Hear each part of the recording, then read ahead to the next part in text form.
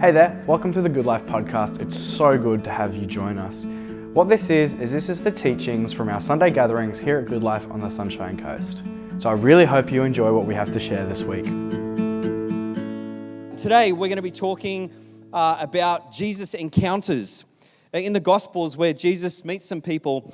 And I just need to ask, how many people in the room you wear glasses or you're meant to wear glasses? Can I get a show of hands? All right, lots of us. Okay.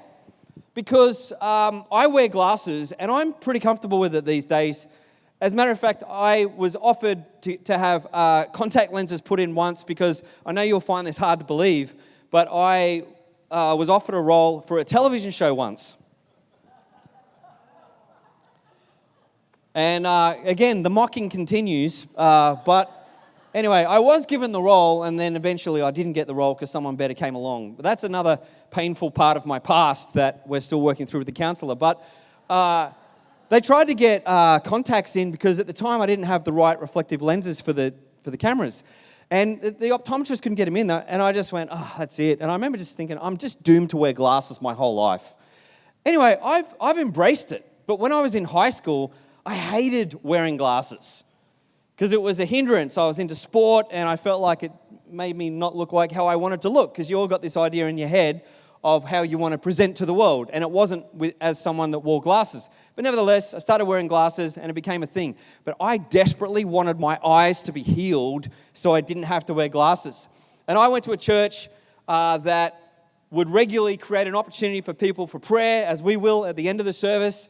And I remember there was a preacher once at our church, and he was praying for people that wanted to be healed. And I just, put my hand up, and he said, if you want, come out the front, we're going to pray with you. So I walked out the front, and I'm praying. He said, what do you want? I said, I want to be healed so I don't have to wear glasses anymore. So he prayed for me, and then I went back to my seat, and I'm there in the worship time. I'm standing next to my dad, and I kept doing this.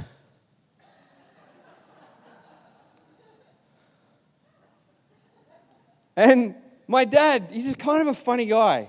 He's unassuming, but he just leans over to me and he says, hey, mate, if your eyes get healed, you'll know because you won't be able to see out your glasses. And I was like, oh, yeah, that's right. They won't work. They'll be for my damaged eyes. Anyway, as it turns out, up until this point, my eyes haven't been healed in that way. But I'm okay wearing glasses. I've embraced it. If someone has a special gift of praying for people to not have to wear glasses anymore, come and pray for me if you want. I'm open. But I have embraced it. Maybe I'll just wear them without contact lenses. But here's the thing. Today, we're going to look at two stories in the Gospels and two different groups of people and look at how we see these two different groups of people. How do we view them? In the book of Ecclesiastes, around about the middle, if you've got an old school paper Bible and you were to flick it open, around about the middle of the Bible, there's a book called Ecclesiastes. It's kind of a bit of a Debbie Downer book. It's a bit like, if you wake up and go, hey, verse of the day, what am I going to read? It starts off meaningless. Everything's meaningless. It's like, oh, heavy verse for the day. What a way to get an uplift. But the book is a book that is in the wisdom literature section of looking at and reflecting on life and how life seems to be. And in Ecclesiastes chapter 4, verse 1, there's this really interesting verse that says, again, as he's thinking about life, the writer of Ecclesiastes says, again, I saw all the oppressions that are practiced under the sun. Look, the tears of the oppressed, with no one to comfort them. On the side of their oppressors, there was power, with no one to comfort them.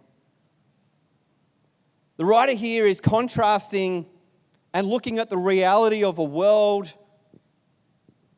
that he sees without justice, without compassion. It's not the world that God has designed of shalom, of peace and harmony and goodness, where everyone is looked after. It's a world in which the oppressed do not have comfort, and the oppressors, who you would think They have comfort because they're in charge, they're conquering. But ultimately he's saying, you know what? Neither do. Which is a way of raising up this despair to say, is this how life is meant to be? And we would suggest and probably agree that that's not how life is meant to be. Today we're going to look at two stories found in the Gospel of Luke chapter 18 and chapter 19. And it's the story of the blind beggar and the story of the tax collector. The blind beggar's name is not mentioned. It's most likely Bartimaeus. We don't know absolutely for certain because in the Gospel of Mark tells a similar story and his name is Bartimaeus. But in this account, we have this blind beggar, and then the story rolls straight into the story of the tax collector. Now, the reason why we're talking about these two stories today is because they're in separate chapters, and if you were just doing a Bible reading, you might get to the end of chapter 18 and have read the story of the blind beggar and then stop and then move on, and then tomorrow pick your Bible up and start reading chapter 19 and not put the two stories together. But Luke places the story of the healing of the blind man as a beggar immediately before his encounter with Zacchaeus, the famous chief tax collector that if you've been around Sunday school or kids programs, you've heard about short little Zacchaeus. And this creates a really powerful contrast between this oppressed beggar and this oppressing tax collector. As Kenneth Bailey points out, the two stories are in different chapters, which is a result of the 4th century Greek paragraph divisions. But when we see them together, they form a pair of stories around Jericho and Jesus' journey with his disciples, ultimately to Jerusalem, where he's crucified and resurrected. But on this occasion, it's important for us to not separate them. So let's read this together this morning. It's going to come up on the screen. When I say together, you don't have to read it out loud. Just read along with your eyes. Hopefully you got your glasses on if you need glasses. As he approached Jericho, and that's Jesus, a blind man was sitting by the roadside begging. And when he heard a crowd going by, he asked what was happening. And they told him, Jesus of Nazareth is passing by. And then he shouted, Jesus, Son of David, have mercy on me. And those who were in front sternly ordered him to be quiet. But he shouted even more loudly, Son of David, have mercy on me. The next verse says, Jesus stood still and he ordered the man to be brought to him. And when he came near, he asked him, what do you want me to do for you? He said, Lord, let me see again. And Jesus said to him, receive your sight. Your faith has saved you. And immediately he regained his sight and he followed him, glorifying God, and all the people, when they saw it, praised God. Here's the interesting thing about beggars in the day. They had a cultural role in this society, in this culture. Beggars like Bartimaeus, possibly, had a role in that they were there to help people who were followers of Yahweh give alms to the poor as they were requested to do so. And so he wouldn't be someone sitting like we would expect in our modern day, someone with a sign saying, please give me some coins so that I can eat today. He wouldn't be saying, hey, give to me to help me out. He would be saying, give to God. That in giving to me, you're giving to God. And then when people would give to him, he would declare, these are honorable people. These are godly people. These are people worthy of respect, for they are living out God's purposes by giving to the poor. And that would make people at that time feel like, yeah, great, I'm recognized for doing what God has asked of me. And so the idea of giving to a beggar was not truly about how we help the beggar, but more about how I stay faithful to the faith that I have, my religion and my God.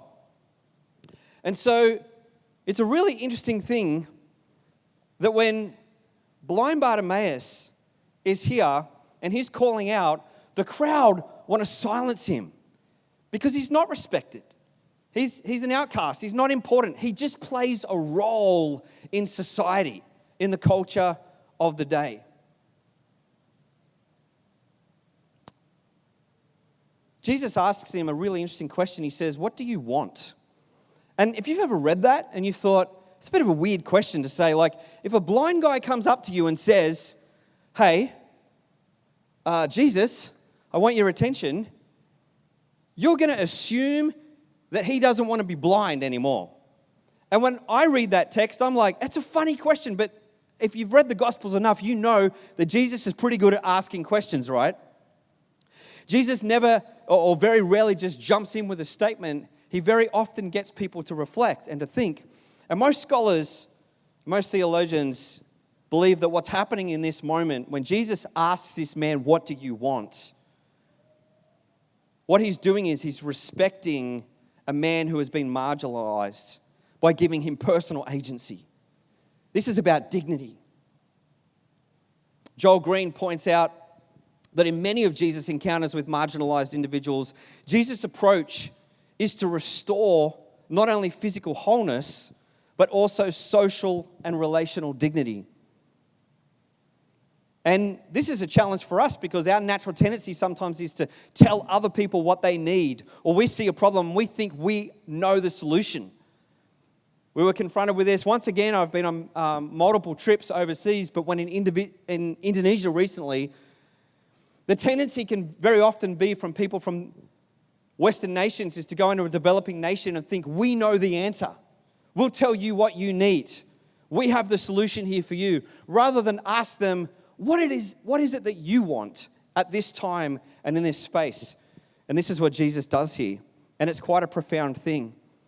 What I love about this passage, which we'll talk about in a few moments, is the dynamics that's going on when you think about a blind man, a beggar who has a role in society, who calls out Jesus, Son of David, which is one of only 2 times that this phrase is used in the New Testament, the other by the Syrophoenician woman, which was an expression acknowledging Jesus as royalty, as a son of David, the king, and the hope and expectation of the people of Israel that a Messiah in the line of David would come. And as someone sidelined, something in him cries out, I believe with words of hope, words of faith. Is this man a son of David, the potential Messiah? Could he bring hope to my life? And we know the story is absolutely, yes, that's what happens. But the crowd in this moment, they sideline him and they silence him. We'll come back to that in a moment. The next verses go on to say at the beginning of chapter 19, Jesus entered Jericho. So he's been on the outside of Jericho where he meets this man, this blind beggar, and now he goes into Jericho and he was passing through it. And verse 2 says, a man was there named Zacchaeus. He was a chief tax collector and he was rich. He was trying to see who Jesus was, but on account of the crowd, he could not see because he was short in stature. So he ran ahead and he climbed a sycamore tree to see him because he was going to pass that way. Jesus was going to pass that way. Zacchaeus wants to see him. Now, here's an interesting thing about sycamore trees. Sycamore trees are actually very thick and luscious with their leaf spread.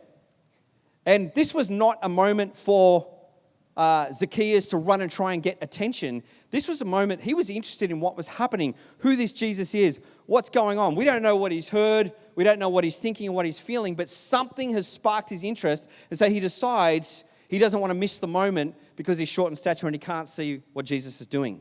So he runs ahead, which in Jewish culture is a very uncommon thing for a Jewish person to do. It's an undignified for a man to run in this manner, let alone climb a tree. That's seen as an extremely childish thing to do. So what's happening in this guy? So he climbs this tree and it's got thick foliage and he's probably just looking out, peeking through these leaves, not trying to draw a lot of attention to himself for the obvious fact we're going to read about in a few moments. He's not liked by the crowds. He's a chief tax collector. He knows people don't like him, but he wants his opportunity to see Jesus. It goes on in verse 5 and says, when Jesus came to the place, he looked up and he said to him, Zacchaeus, hurry and come down, for I must stay at your house today.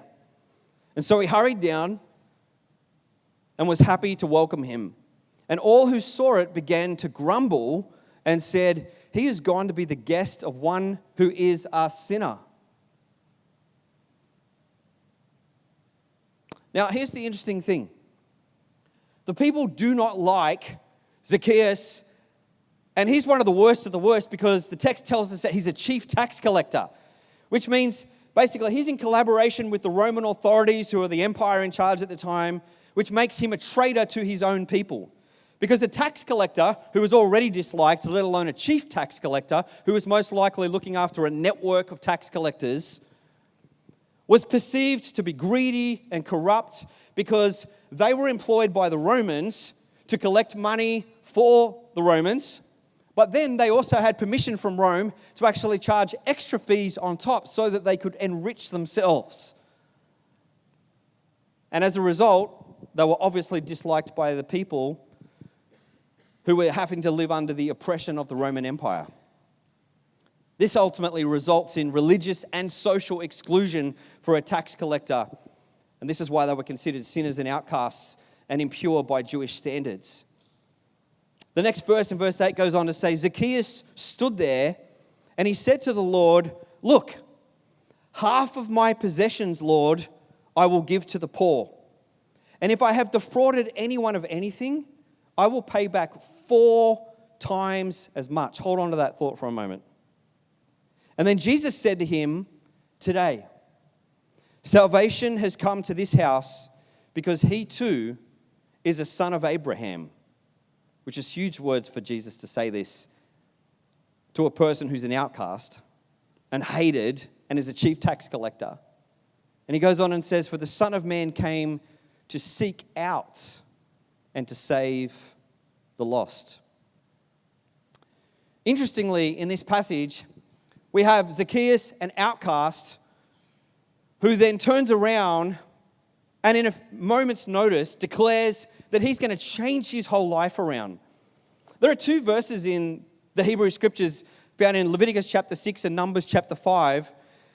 And in both of these passages, the law states that when a person has wronged someone by theft or deception or by fraud, in other words, if you've ripped someone else off, what you have to do is you've got to pay back the full amount to the person as restitution, plus 1/5 of what you took on top. So 20% as additional restitution to try and make things right. And in this situation, however, something has radically changed, even in moments, in Zacchaeus' heart, that he makes the decision, as we read in this text, to repay 4 times what he took, which far exceeds the 20% required by the law, which shows the extent of the change and the repentance in his heart. I want to share with you for a few moments 3 insights about these 2 stories as we reflect on them. And I want to talk about how I've had to try and process and work out these ideas in my own life and what this might mean for you in your life. And the first thought is this. Number 1, Jesus hears the cries of the oppressed. In this first story, we have an oppressed man, a beggar, who's told to be quiet. But what I love about this story is that the very people who are telling the beggar to be quiet are the ones that Jesus then says, go get this man and bring him to me. It's almost like they've told him to shut up and to be quiet and to not cause any distraction to the importance of what Jesus has to do to the people that matter most. But now they are placed in Jesus' classic subversive way in a position where now they have to now go to this person that they've just said, you need to be quiet. And now they have to bring him to Jesus because Jesus is interested in having an encounter with him. I love that picture. And my question is, when you think about minority voices, when you think about marginalized people in your life or in society or culture that we have now, Do you ever get annoyed by them? Don't answer it out loud, by the way. Rhetorical question. I have many times. Occasionally, I still catch myself being annoyed by the person who has a role in society or culture that's going to disrupt or have to make me think or wrestle with or perhaps even challenge or threaten the way that I live my life, the way that I think about my finances, the way that I think about the way I want to live in society and culture. I grew up in Sydney, and in the era that I grew up in the 70s and 80s, it was increasingly becoming a more multicultural city where I was. And I remember as a kid growing up and not realizing, we were told we should never ever be racist. I never realized how racist I was, how racist people around my family were, how racist so many people in my church were, and at the Christian school that I went to. We couldn't see it in ourselves. But as I got older, and God has graciously worked in my heart, and I've learnt from others, and I've learnt from other voices and other people, I've realized, man, I get easily annoyed by someone who says something different, who's calling out, who has a loud voice.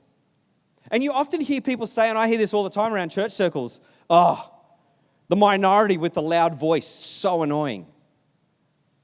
Until the story gets flipped around the other way where we're the poor Christian minority being persecuted by the world. You know, like we kind of use it both ways, ultimately just to make it serve our own purposes. And what I love about this story is that we're seeing in Jesus the beginning of Jesus rolling out his new creation mission, which is to bring restoration and healing to every aspect of society and culture. And it's a challenge to us to consider, if Jesus hears the cries of the oppressed, and we potentially are someone who's be quiet, silence, stay in your own zone, stay in your own subcultural group, and we don't want to even listen to them, we should listen to the wisdom and look at the life of Jesus and say, hang on a second. What is Jesus doing here, and what does this mean for the way that I'm challenged? The second thought here is that Jesus sees in the next story the oppressor with eyes of grace. The word grace means gift. Sometimes in theological terms, we talk about this word grace as unmerited favor. In other words, grace is something that is given when perhaps you didn't earn it or you don't deserve it. That's the beauty of a gift. You give something. A few times I've given people gifts and they say the classic thing that we say in our culture is, oh, you didn't have to. And one day I was just a bit cheeky because this person just going, oh, you shouldn't have done this. You didn't have to do it. And I'm going, yeah, I know. That's kind of the point, right? I didn't have to. Imagine if I had to. You rock up, you know, it's like kids' parties these days. You have to rock up with it. And you're a parent, you've got to budget for all your kids' parties because like now they want more and more expensive presents. And you know, like, you know, Dad, my friend would really like a $400 remote control car. I was like, buddy, they've got $15. What can you find? Oh. There's this kind of expectation that you're just going to rock up and give a gift. And that's cool because it's about the kids. But imagine if life was, I expect you to give me a gift. That's a bit weird at the end of the day. But if it is, a gift is exactly that. It's something you don't deserve. It's something that is offered to you. And I know some people down the front are laughing because I've got a birthday coming up soon. I just want to say, I don't have it. It's not a law. It's not an expectation, mostly. It's just grace. But Jesus sees the oppressor with eyes of grace. In the story of Zacchaeus, here we see Jesus really messing with the crowd. This crowd's most likely the same crowd that has actually traveled along with Jesus, having seen the encounter with the blind beggar and now walking in to Jericho and having the encounter with the person who's also an oppressor. So now we have someone who was oppressed in society and culture, who Jesus lifts up. And now we have someone who's the oppressor, who's using his power, influence, and money over other people and is hated by the crowd. The crowd's not really being viewed in very good light at this stage. And you think about how we would approach people who are in power, who we dislike. I mean, there are political figures, and I will not name them even though everything in me wants to, who I really, really dislike. And every now and again, I got challenged even when we were doing this last series, the John Mark Comer book, around what does it look like for me to actually imagine myself meeting the people that I truly dislike for their policies or their attitudes or their worldview. People that sit from a totally different perspective of seeing the world to my perfectly complete view of the world. Because that's how we always tend to see ourselves, as we've got the view of the world right and this person over here doesn't.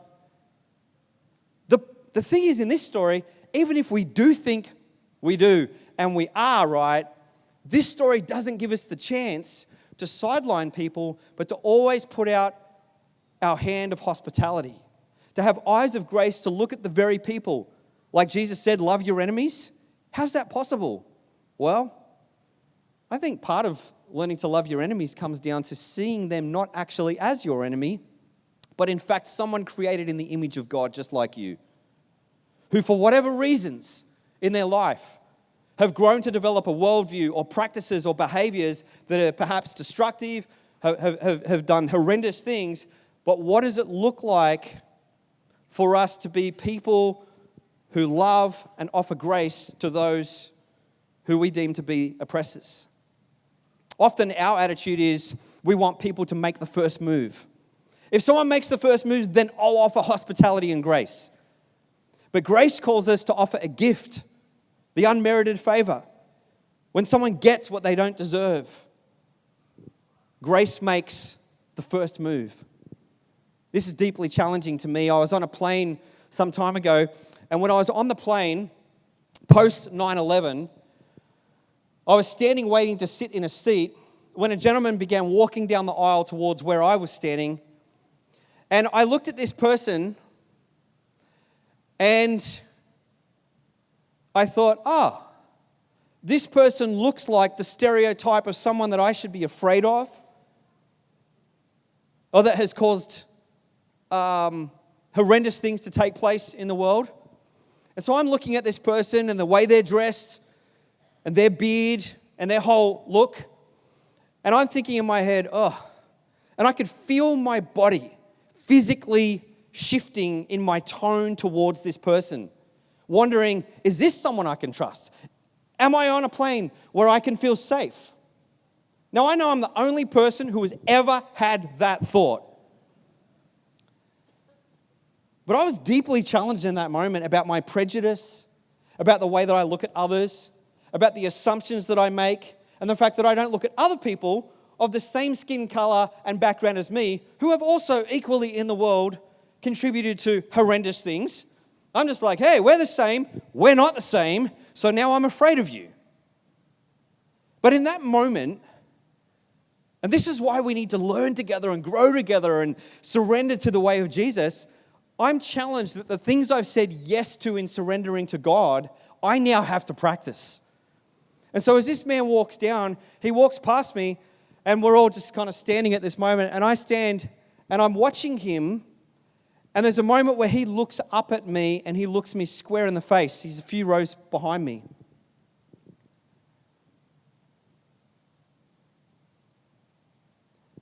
And his face, I don't know what he was thinking, but he's looking at me and I'm looking at him. And this is all within a split second.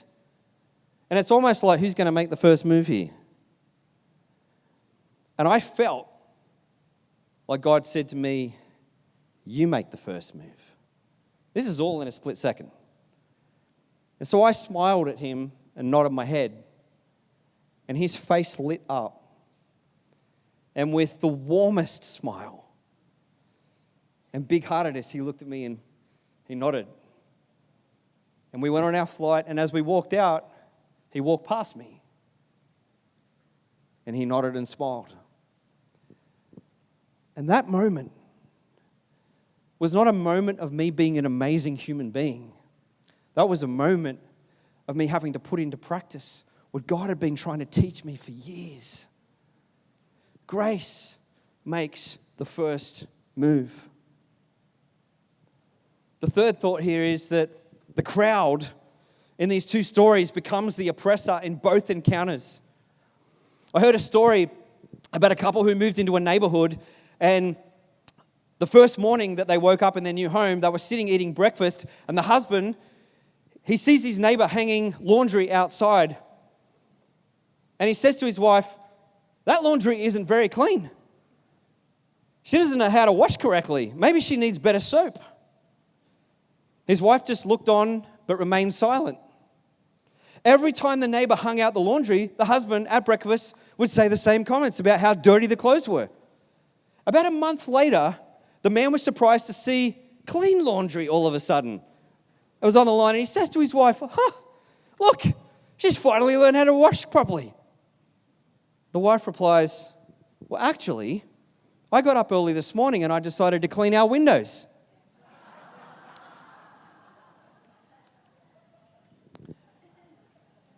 I heard this story and I thought, you know what? This story reminds me of the fact that we often judge others through the dirty windows of our own hearts, our mindsets.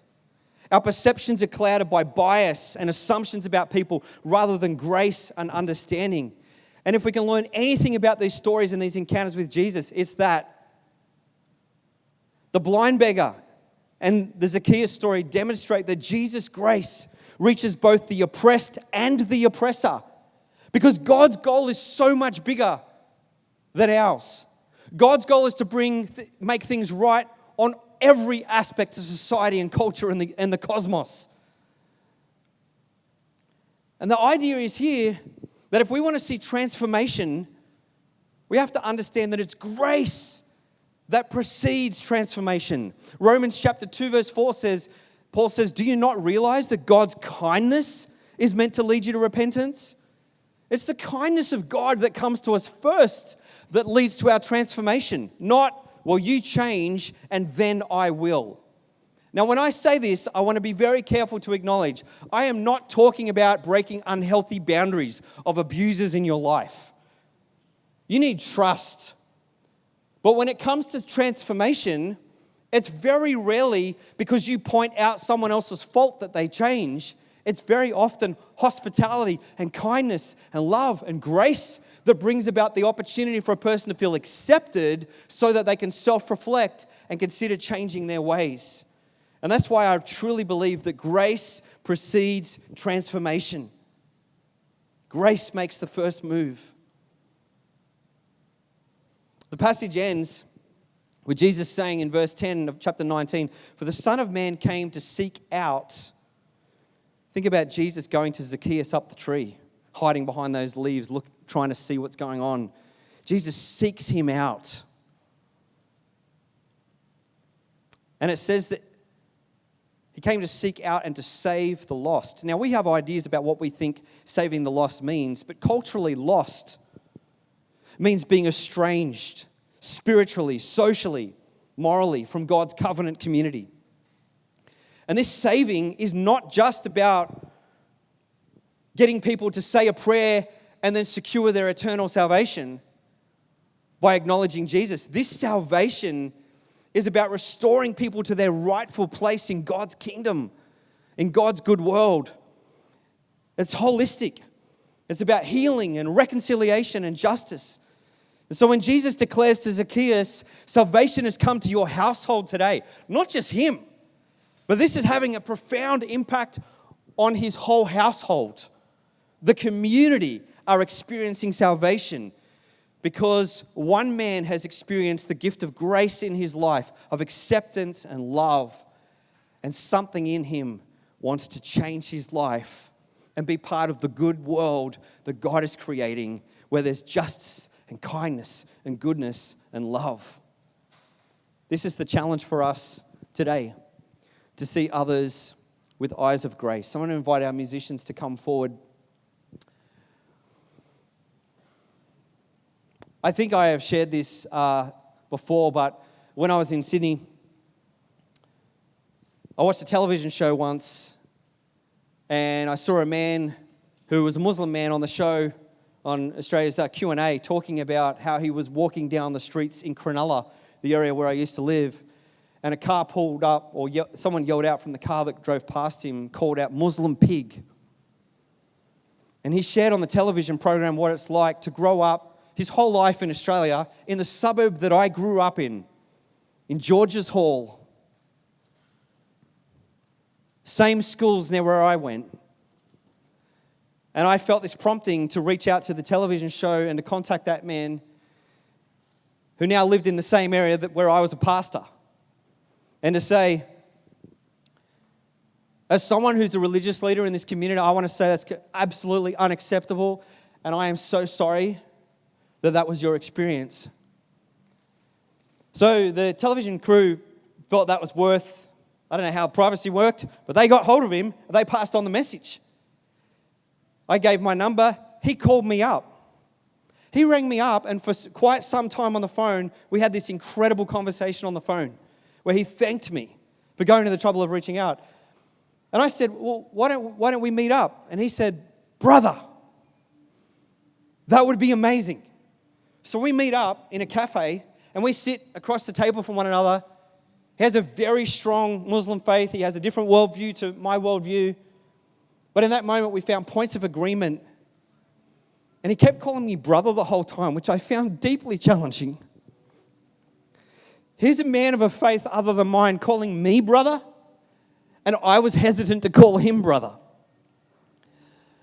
And I remember the moment I crossed the social, spiritual line that I thought was handed to me in my faith, that I was able to look him in the eyes and call him my brother.